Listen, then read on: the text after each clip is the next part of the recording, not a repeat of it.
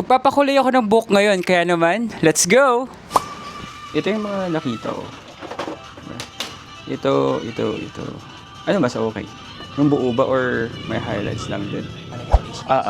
Sige, yun na lang. Okay.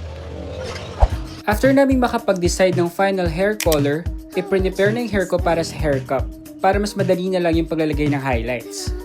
Sinungkit na rin isa-isa yung mga hair strand para at least ma-focus lang kung alin lang yung mga dapat i-bleach. Akala ko magiging mahapdi yung bleaching ng hair kasi ganun yung na-feel ko dati pero hindi pala. Sobrang tagal lang talaga ng paghihintay kasi kailangan daw patayin yung kulay ng buhok.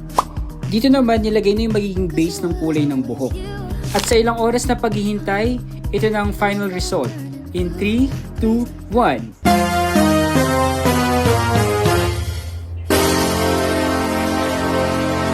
So what you guys think? Bagay po ba yung bago kong hair color? Let me know your thoughts.